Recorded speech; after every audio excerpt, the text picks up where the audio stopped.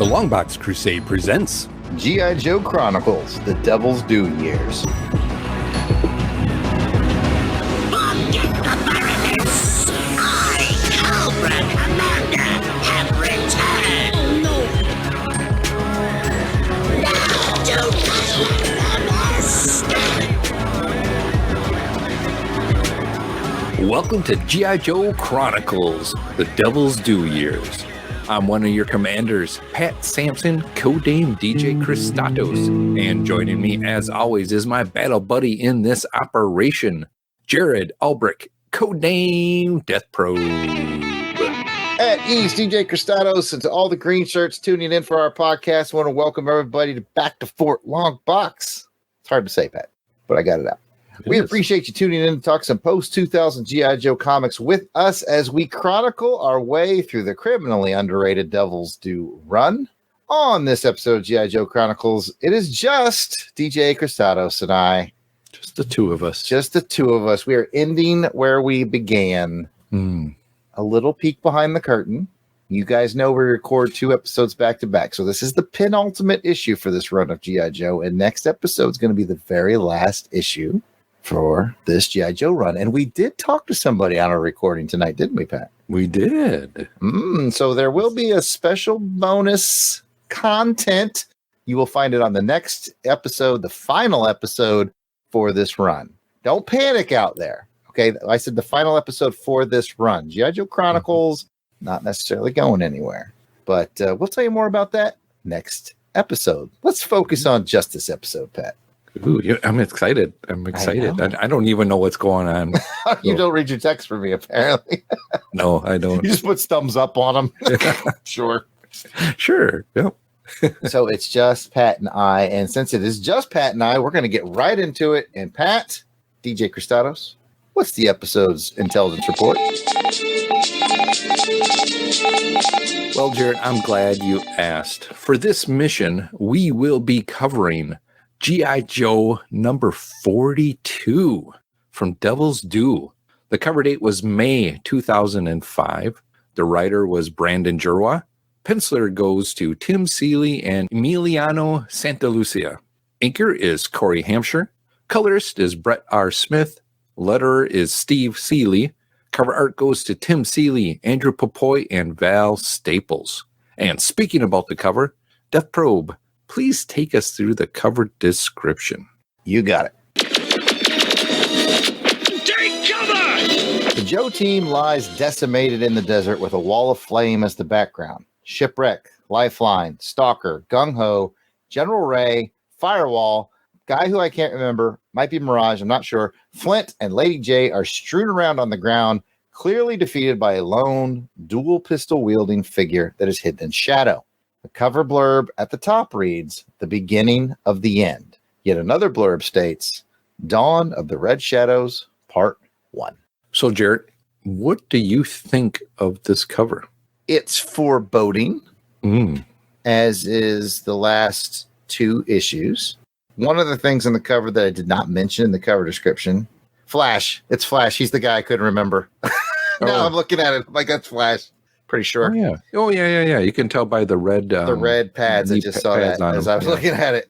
But one thing I didn't mention in my cover description was the cover price, $4.50, because it's a double-sized issue.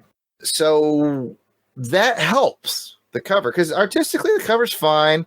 It's not terribly dynamic. It's more of an ominous something is coming cover. And when you see that and you couple that with the weighty feel of a double-sized issue, there's intrigue. So while it's not one of my favorite covers, artistically speaking, it's fine. I think it tells its tale pretty well. And with that, I will pass it to you. I think you're right on that it does pull me into this just with the beginning of the end and Dawn of the Red Shadow. So Part 1. So, there's going to be actually, obviously, another Part 2. And just I think the fiery background, I like that kind of fiery color that's going on, like there's flames in the back and this guy's kind of walking up from the flames, like something just went down, and you see these Joes all just laid out and this guy just standing there with 2 guns. It's like, hey, something happened, and who is this person that's standing there that was able to take these guys out? You see that in the shadow. They're all kind of just laying there. Pretty cool idea of in the shadow. You know what I mean? That guy standing there and you got that shadow there. So all in all, like you said, is it a standout cover? It's enough to draw me to it. And once you pick it up too, man, this thing is heavy in your hands. You know, I don't know if it's the weight of the paper that's being used in it, but once you pull that out, and they don't even tell you, it's like nowhere does it say that it's 40 some pages long, but the price tells you that. It sounds like, oh, this thing's like $4.50. So in the end, I think as we get to it, we'll find out, was it worth the $4.50 or not? But with that, let's go ahead and rate this on our cover scale of 1 to 10 flag points. 1 meaning you didn't like it at all, and 10 meaning it's perfect and you should make a recruiting poster out of it for the Red Shadows. I guess so. So, Jarrod, out of 1 to 10 flag points, how much are you willing to cut that up get that cardboard and put it all together and send that in? 1 to 10 flag points. This is one of my lower end covers for the whole series. Sure. But I still like it. I will give it a 7. You know, I was struggling with a 7 and an 8 on this one. Yeah, but yeah, I was in the 6 to 8 range, so I went right there in the 7. Right in the middle, yeah. I think I'll match you with the 7 as well too. What pulls me in is the blurbs, and again, that just intrigue of what's going on with the Red Shadows and what's happening here. Because knowing, you know, where we ended off the issue before, we're going to get some action here now. We're going to find out about these people, I hope. So that's why I'm pulling it off there. All right. Well, with the cover out of the way, let's go back to Death Probe for the story synopsis in our mission brief. As you probably know, here on G.I Joe Chronicles, we mix things up.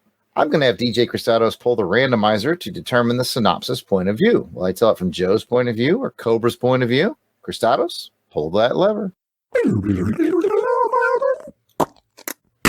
The lever has chosen Joe.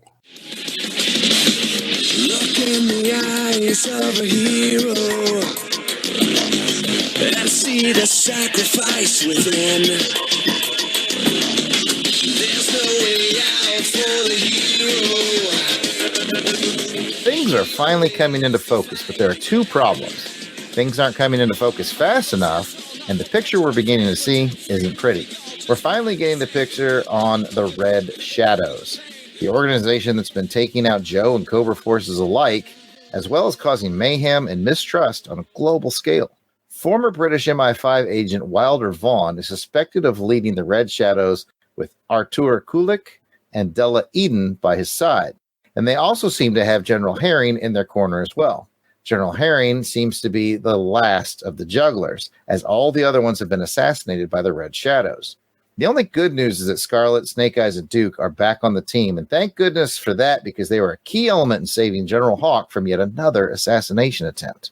General Ray, General Hawk, Duke, and Flint were just starting to get a handle on things when tragedy struck. It would seem that the Red Shadow assassin, Della Eden, had seriously injured Flint and killed Lady J. Now, back to G.I. Joe. Okay, time for highs and lows of the issues. Pat, it's just me and you, so I'm certain you're going to rattle off everything in the book. What do you got? Well, Jarrod, on page 1, here we go. What I really liked, we're going to go page by page. Page by page, old school style for the Longbox. No, I'll just get this out of the way right away, is the art in this. Man, there are 40-some pages in this, and, you know, as the credits go, I think there's someone penciled up to one part. Yeah, Tim Seeley did pages 1 through 22, and then Emiliano Santa Lucia did pages 23 to 44 for the pencils. So very complimentary styles. Yeah. The divide doesn't feel jarring to me. No, I was going to say, I don't think I could really see that much of a difference for the art, but just looking at this again, the art in here, I love the panel layouts as well too. Everything's on kind of on that darker background, so you don't see the alleyways of the panels. It's not white, it's black. So I think that also helps put you in the mood when you're reading this. Hats off, really great job on the storytelling, because there is a lot that's going on in this story, and we'll get to that in another high. But Jarrod, what do you have for a high or a low? There's so much going on. Like you said, there's 44 pages, and it is packed. I mean, it is the Red Shadows sowing the seeds of mistrust in international ways. It is jugglers falling apart. It is the Joes kind of coming back together. So much going on. I will take my first high as something I didn't even mention in the story summary, because if I tried to summarize everything that happened, it would have been like a 5-minute summary. So I had to do a high level. But there's a really cool scene, and it's the scene where they kill all the jugglers, in fact, I think. Oh, yeah.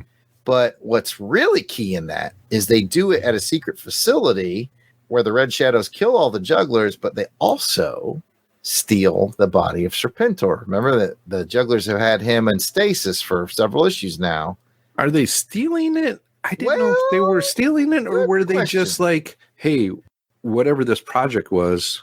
Good point. They the don't body or what's in the tube, right? And they just smashed the tube, but yeah, they just smash the tube and they don't tell you what happens next. So it's really up to the reader. I interpreted it as stealing, but I also did think, well, they could just be destroying it.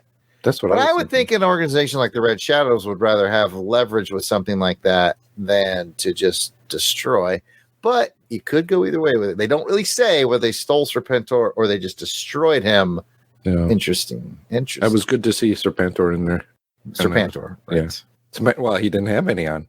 He was just in that tube like that. He was all serpantless. Yes, definitely. I like the background story that's going on. It's not really forced on you through it, and it plays out through this issue. And I like that because you get to understand how the Red Shadow came about, and this Vaughn guy, kind of understand his view as what he's seen and what makes him think that way. And then, even the guy that's with him obviously is Colton in the beginning, right? Is correct. Is what we understood that way. And just like, even he was kind of questioning his thoughts on how things were handled in the beginning that Vaughn did. So I really like that seems like it's a seed that's been there. And I'm thinking, where has this been through the rest of the story? Is there little stuff here and there that we saw? Like even going back to, Marvel Run stuff is like, have these guys been around that long that they're just like the sleeper agent that's finally, coming about? And in my mind, I'm just having these thoughts and ideas of certain things and how they played out. I'm like, ooh, maybe that could have been these red guys, I'm going to call them red guys, but. Well, Pat, when we had Jim the Joe Junkie on the show, he mentioned that the Red Shadows were kind of part of G.I. Joe lore of the past. So I actually did some research on it. Would you like to know what I found? Oh, yes, Jarrod. Enlighten me. So the Red Shadows are actually a group of villains, I think directly descended from the Nazis, that fought Action Force. Remember, in England, they had Action Force? Yeah. Okay. Yeah. Which all started with, like, we have G.I. Joe, which all started with Joe Colton, right? Mm-hmm. They have Action Force, which started with Action Man. So now all of a sudden it makes sense that they killed him. Remember? Like a handful of years ago, we were like, why did they kill Action? Yeah. Who's killing Action Man? He's like their original, nemesis. Oh, okay. So Action Man begat Action Force, which had the Red Shadows in it as a, bad guy operation group. So that's how deep into the lore, Brandon and Josh go on this stuff. Now I know. And knowing is half the battle. G.I. Joe. I haven't read any of the older Action Force, but I've seen it out there. I've seen scans of it, things like that. And I do remember before it switched over to Cobra that there was like the enemy was in red, or so to say. And yeah, this goes back to the 12-inch, lines of toys. So yeah, I just think it's kind of fascinating. I've always found that weird sort of cousin relationship between Action Man and G.I. Joe. And when G.I. Joe comics, as we know them from the 80s, were released in England, I think they were still called Action Force because that's how they knew that toy line. It's interesting to me. But Yeah, I did a little homework and found out that's where the Red Shadow. They had some really funky looking costume designs. Now, I couldn't find anything in there which specifically talked about Wilder Vaughn or Artur Kulik or Della Eden. I think they're new characters just kind of put under that umbrella. Okay. But that's what I found out, Pat. Wow. Very cool. I'm glad you brought that information. It just, that just opens my mind up to even more thoughts about it. And just, the lore of this goes even deeper. I love it. Yeah. It's, wow. And, these guys, Brandon and Josh, did such a great job of just pulling information from different sources. Yeah, like that guy that they assassinated, that news reporter, Hector. Yeah. I was told he's from the cartoons. Like that's a character that was in the cartoons. Reporter, his name was Hector something. Yeah, Ramirez. Yes, I might have made Ramirez. That up. Yep. No, I think that was it. They're grabbing lore from across the pond. They're grabbing lore from the cartoons. Oh, just very good. I want to go into more because this was so big and thick, and just the storytelling that's going on here. You have the disruption that's happening with the Red Shadows and what they're doing to make countries, political and religious factions or just beliefs, sowing that seed of corruption or just seed of doubtfulness, not only there, but it's also going on in the Joes as well, too. You have the story of Flint and Lady J, where you see them kind of questioning each other about what they think of General Ray. And I can see both sides of it as well, too. Lady J, she's very cautious. She's the head of the intel team now. And so she's trying to dig up stuff on Ray. And you get to see her kind of confront him and, Ray to say, hey, I can't find anything on you. How did you work your way up? Where did you go for training camp? And what's going on with all this? And he's like, oh, it's classified. So that makes me more interested to go, okay, who is he? And, I kind of think I know who he is or where he's from, but it's still that mystery is there and it's building. But it's the disruption, again, I'm using that they have laying down in this story that I just figured out, too, that the girl that rides up in the Arab area there, too, that's I think that's, what's her name? Della Eden? Yeah. Because I had to look at her face, and then we see her later on, like, oh, okay. It's her that rode up to kind of fake these guys out to make them go after. Yeah, just the storytelling in this is amazing. They definitely found a way to weave in a third party, something outside of Joe, outside of Cobra, another major threat to both Joe and Cobra. We saw them in a previous issue. You kill a bunch of Cobra dudes. Yep. But going back to this issue, just a good high kind of a moment. There's so much going on. I really like when the Red Shadows go after Hawk, and it's revealed that Kamakura has been watching him the whole time, and the Red Shadows brings in a lot of troops and heavy weaponry, and it's really cool that Scarlet and Snake Eyes show up just in time. And I mean, how cool was it when the back of that SUV pops open and Snake Eyes is rocking that M60 like a boss, man, takes down the helicopter. And that's also where we learn that the Red Shadows, well, it's hinted at, will be confirmed in next issue, hint, hint. But they have superior tech. They have really advanced body armor, weaponry. They're basically like a more clandestine, more successful version of Destro. And his weapons manufacturing. Well, it's almost like makes you think, though, have they been kind of taking Destro's idea? Somehow, they got their monies into it or whatever, and they're a backer or they're a buyer too, and just, hey, we'll take your stuff and then we'll do even better because we've got stuff from America that we're taking too. They're in from the Joe team, and you got their tendrils are in everything, man. Yeah. Everything. I like that when you talk about Kamakura, when he comes down that page where you see him just standing there after he slices that guy in the back, and just like, oh yeah. At first I thought it was Snake Eyes, and then you see him, and I'm like, oh yeah, it's him. Awesome. Well, I guess I'll skip to the part that's not so awesome, Pat. Yeah, I know. It seems like we're kind of avoiding it. But before you do, Red Shadows, their suits, their design, Nice. Yeah. I don't know. Did they make figures of these? I'm not sure. Yeah, I looked that up. I think, and I'm going to wait for Jim Meal to correct this when we release this episode.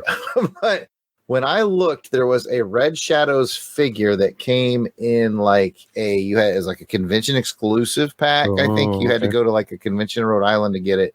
And it was more based off of those like 60s, 70s Red Shadows from England than it was these guys. I don't think these guys have ever had their own. When I looked it up, I think I saw a couple people offering customs, but I didn't see like a Hasbro proper version of these three characters. Now, we'll just wait for the episode to air and see what Jim says. I'm sure Jim will let us know. So he's got the knowledge. Definitely. And that's like half the battle. Yeah, truly is. Yeah. Man, if I would have known that, the things I would do if I'd known things ahead of time. Right. Mm-hmm.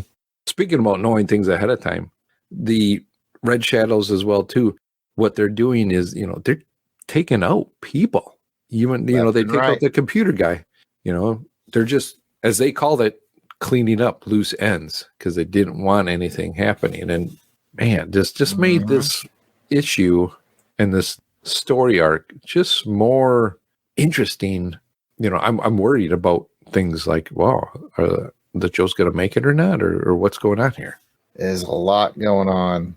And like you say, killing people. They killed all the jugglers, General Gibbs, everybody. They left one alive. Doesn't that kind of tell you something? Mm-hmm. I mean, the Joes were onto him. They were like, is he the only one who's still alive? And I got a kick out of it. It has to be intentional, Pat. But his name is General Mars Herring, right? Oh, Herring. And Mars is known as the red planet. So he's red herring. I didn't even get that. And I was like, that's got to be intentional. Way over my head. Yeah, I was like, I think there's something to this. But Pat, we've danced around it. We have to talk about it. Okay. Della Eden killed Lady J. Yeah, that was a shock or a surprise because the way it was all playing out, I was thinking something was going to happen to Flint, right? Yeah. And then, she comes and takes care of Della a little bit, right? Yep. And then shanks her, really. I was like, oh, man. Especially with them having a fight. But then old Della got like a piece of metal and just stabbed her. And then the hard part of it is the very last panel is Lady J laying there stabbed. Mm-hmm.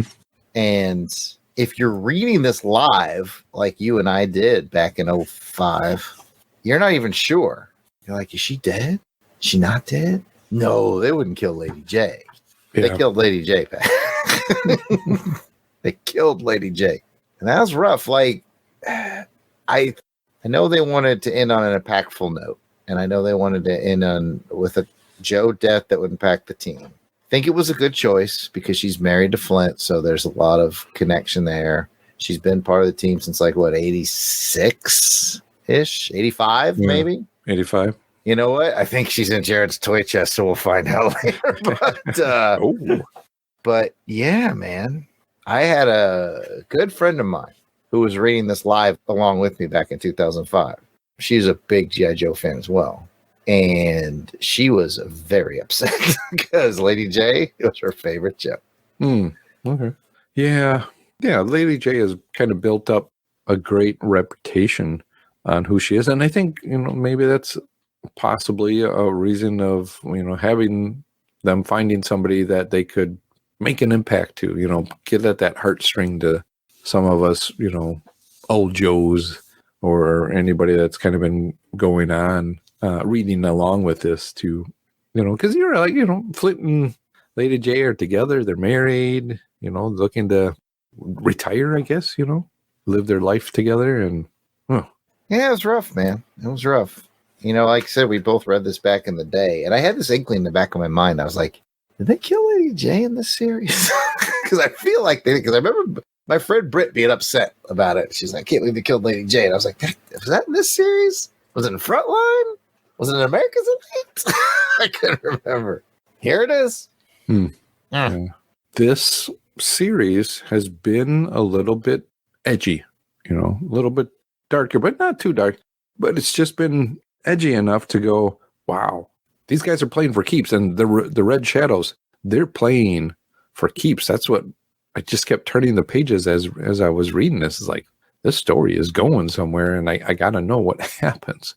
Lots going on. I'll try to end it on a high note and just say, even though I feel like there's a specter still looming, once again, I really like General Ray in this. General Ray is just so darn likable. Yeah, definitely. I would agree with that too. Because you want to know more about his background, but yeah, do you really? I'm like, yeah, I just like the mysteriousness of him, and he doesn't avoid it.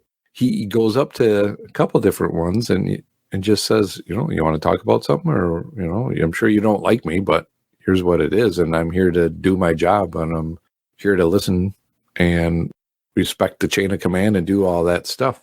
And I really liked it how he just knew Lady J didn't like him, or at least didn't know who he was or whatever. And so, he confronts her on it. They're a straight guy. Straight shooter. Very likable. Yeah. All right, Pat, for an issue that's pretty dense, probably should wind down the discussion. You got any salient points we have not yet covered? No, I don't think so. I think we've covered pretty much the high points of it all. Man, lots going on. It is pretty dense going on, and it's like every issue we've read has almost been like a TV episode, but these last two, because they're both double size, it's like a mini series. Yeah, and I kept thinking about that as I read this. This would be a good TV series, or it'd be I'd watch this in a movie. If this was the G.I Joe movie, you got a lot going on here that would really throw you off too, because it's just not G.I Joe and Cobra, like, oh, they're going to fight. And there's high stakes going on now. With the Red Shadows, it's a new, unknown entity that's now a new player in this game. And they're taking out people. Doesn't matter, Joe or Cobra. So this would really make a cool movie. Yeah, it kind of reminds me of when they added the third entity of Cobra Law, which some people love, some people do not love. Mm-hmm. This ain't the topic of the podcast, but I'm 50-50 on it. I get that it's bonkers and it's kind of where G.I. Joe jumped the shark for a lot of people, but I would be lying if I didn't say I thought the figures were cool when I was a kid. I think I watched at that right age. I watched at that age where I wasn't jaded yet. Like anything goes. Yeah. Anything Joe's. Anything Joe's, yeah. But this kind of reminded me of that. This, bringing in that third faction, and this is more, grounded and quote unquote realistic. So they did a great job. Mm-hmm. Definitely. And with that, I will hand it back to DJ Kristatos for the IG's report on the combat readiness of this issue. And for those of you who don't speak military, that means we're going to score this issue story on the same 1 to 10 flag points we used before. So, Jarrod, on a scale of 1 to 10, how many flag points will you give issue number 42? Action-packed, intrigue, sets it up. Death of Lady J. I'm at a solid 9 on this one, Pat. Ooh, solid 9. I'm all in at a 10. Yo, Joe! I really enjoyed this issue.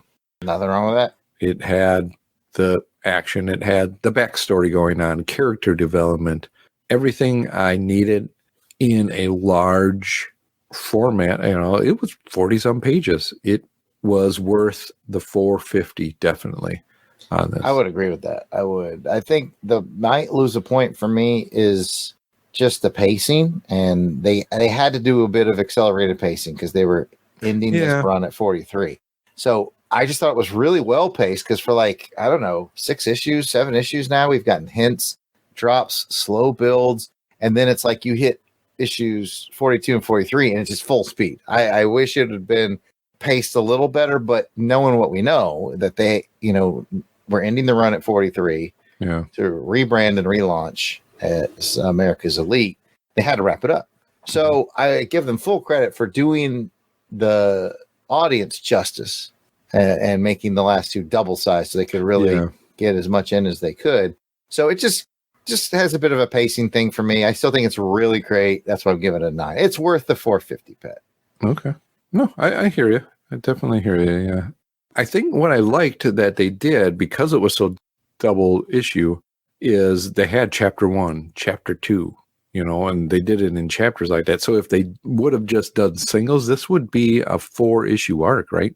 could possibly maybe have been a 5. I don't know. Would you want to stretch it out a little bit more?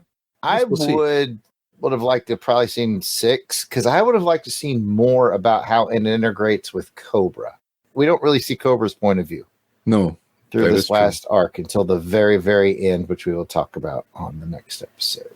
That is true. All right. Well, now it's time to award the episode's Silver Star Medal or Silver Snake for sneaky snakitude, or Silver Medal for gallantry in action.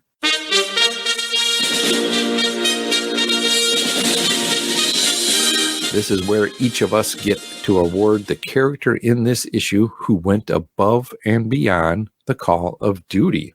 Jarrod. Said no one's surprise. A big, bright, shining star with a salute and a folded flag handed to her husband. It's got to be Lady J. I would agree. Definitely. Above and beyond. And I liked that she actually, kind of calls it out, that she put out all points to the other team to make sure that, Scarlet got there as soon as possible. She knew where he was going. She's like, it's the only place you know where to go. I'm like, but this is Flint, man. Doesn't he, how does he not know his surrounding areas and all that? But, I kind of find that a little bit charming as well, too. Is like, he knows all this other stuff, but then he couldn't get from point A to point B. But, yeah, definitely. I would agree with you on that. And now I will hand it back over to Jarrod for his segment of Death Probe's Toy Chest. It's here, the G.I. Joe collection, each sold separately. G.I. Joe from Hasbro. All right, Pat, it's time to dig in the toy chest. In this segment, I'll take something or someone featured in this issue and give you a brief toy history on it. And for this issue, to no one's surprise, I have selected Lady J. Lady J is a covert operations specialist. Her name is Allison Hart Burnett, and she is from Martha's Vineyard, Massachusetts.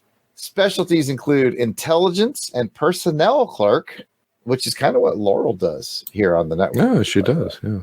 Her figure description is that she wears a green jumpsuit with a black cap, boots, and gloves, and she has brown tack gear. Her accessories include a green backpack, a gray power javelin, and a green surveillance camera. She was first released as part of Series 4 in 1985 and discontinued in 1987. And as of this recording, which is in May of 2023, there are currently 11 versions of Lady J. And that's 3 3/4 inch, because I know they do have a classified, because I've got it. Mm-hmm. Of course. I'm fancy. Anytime I tell you the version numbers, it's 3 3/4 inch versions. So there's 11 of them. Pat, did you have Lady J? I don't think I did have Lady J. I have friends who did have her, but I did not. I really liked her cool javelin weapon, though. I think that was a cool weapon to have. It definitely got a lot of play in the cartoon. Like Lady J got a lot of cartoon time, if I remember correctly. I like her design overall. I like how her green's a little bold, but it's not neon. It's just kind of a bolder green. I like it. It sets off with the black boots and gloves. I've always liked her little ball cap. It kind of gave her that tomboy military feel to it. Kind of slightly playful, but yet kind of cool at the same time. So, I just always liked her design. Of course, I had her because... Yeah, you're fancy. Exactly. All right. Yeah. And that is it for Death Probe's Toy Chest. Next up is our feedback segment called Combat Comms. Call it G.I. Joe! Go get Breaker! He can do it! As always, we'll start off Combat Comms with a roster of our battle-hardened Crusader Club veterans. These are the fine folks who have joined our Crusaders Club. They enjoy early access to special Longbox video episodes, free raffle giveaways, voting on show programming, and so much more. So these are the folks reaping the benefits and giving some much appreciated support to the show.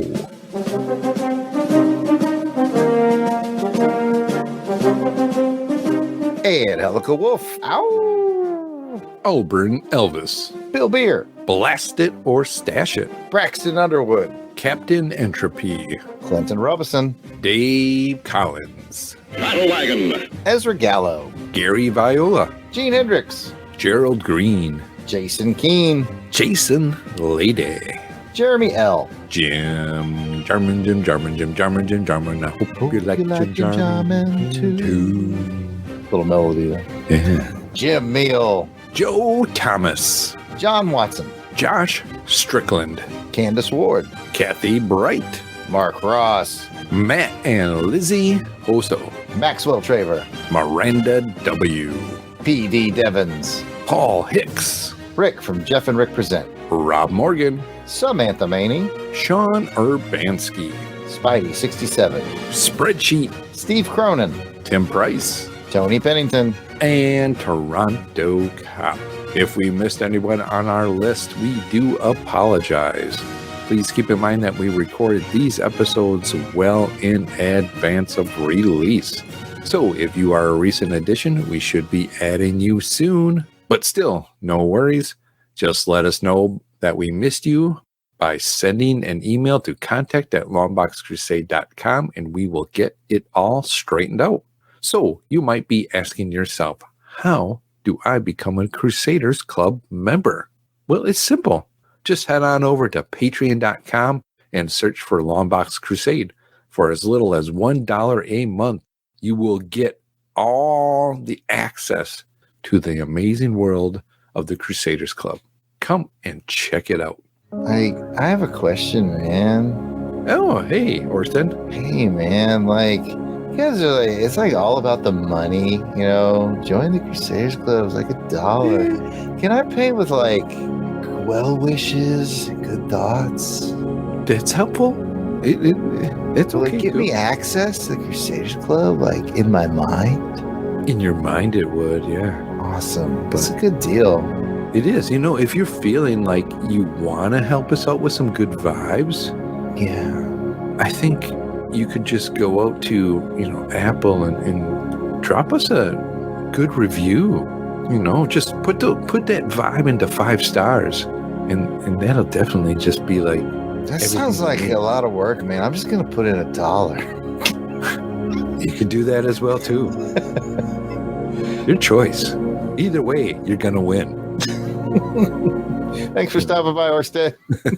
All right. Well, now let's see what messages from our platoon of loyal listeners we have waiting for us on Breaker's ComSat. Communications Officer, code name Breaker. These are comments from episode 39, where Jarrod, I, and Jim, the Joe Junkie, talked about issue 39. I'll start it off with a message we got from a friend of the show, G.I. Gary. He said, I never realized the randomizer had a third option. Great show. That was the one where I got stuck on Orsted. Yeah. Oh, Orsted. Always good to hear his thoughts. I'll take one from Christian Romero, and he says, got it. And he shows a cover of that issue of G.I. Joe 39. Nice. Cool. Friend of the show, Scotty Cameron, wrote in. He said, great episode, guys. Loved that JLI issue number 1 was brought up because the cover does resemble it. Also, the investment in General Ray is good. You and Jarrod are going to like the Emperor's new clothes. Hints and allegations, Pat. Must be. And then we have one from, I think, they must know Jim the Joe Junkie pretty well or something. Mrs. Junkie. Mrs. Junkie. Crystal Meal. She says, someone familiar talking on this podcast? And speaking of Jim, he did a really nice thing and shared it on Facebook, and he added the following comment. He said, take a listen to this episode of G.I. Joe Chronicles. Jarrod and Pat have invited me back, and we discussed the new direction of the G.I. Joe team. You can find G.I. Joe Chronicles and the Longbox Crusade on YouTube and most of your podcast apps. That's some good advertising right there, Jim. We appreciate it. See, Orsted, you can just do something like that, and that would definitely help you, man. Yeah, that's, I have a plant-based iPod. What? Made from plants, and I connect to the World Wide Web through the root system of my plants. Okay. All right. I see. I'm particularly spacey today. I wonder why. What's in the pots? Don't worry about it, man. All right. Well, as we'll let Orsted go again, just a reminder, you can give us comment as well by calling and leaving us a voicemail at 707-532-5269. That is 707-532-LBOX. Pick up the phone. Okay, that's going to bring us to mission complete status for this episode of G.I Joe Chronicles: The Devil's Due Years. If you want to hear more from us in the realm of comic books in general, action films, vintage TV, movies, serials, and more, check out the entire LONGBOX CRUSADE Network. DJ Kristatos, where can they find that? Well, Jarrod, I'm glad you asked. You can find it on Apple Podcasts, Google Play, and all the podcatchers that are out there. Or go to www.longboxcrusade.com. We're also found on Twitter, Facebook, Instagram, and YouTube, all at LONGBOX CRUSADE. Back to you, Jarrod. If you'd like to chat with us online, we can be found at, back to you, Pat. Oh, I can be found at Kristatos01. Back to you, Jarrod. I am at Yard Sale Artist, Twitter, Facebook, and Instagram. It's all at Yard Sale Artist. You can check out my artwares at www.theyardsalartist.com and my series of G.I. Joe characters drawn on actual pages from actual Army manuals continues to grow. You should buy some. Yes. Yes. You can't go wrong with them, definitely. That's right. Thanks for joining us this episode of G.I. Joe Chronicles: The Devil's Due Years. We'll see you on the battlefield next episode, where we'll cover issue 43, The Dawn of the Red Shadows Part 2, which is the final issue of this run of G.I. Joe. We've got some surprises in store for you, and we'll tell you what's going to be happening with the show next episode. Until then, platoon, fall out. Yo, Joe!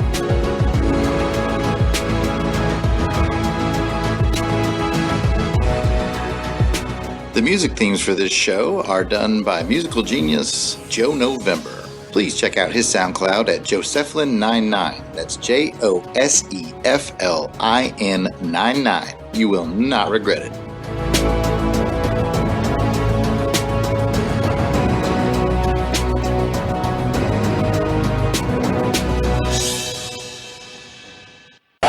You look like you ain't left a comment in a while. So pick up the mother phone and dial and put Johnny in a big ass stack, because we're reading these comics back to back. All right, yeah, I gotta edit that out. I did that to myself.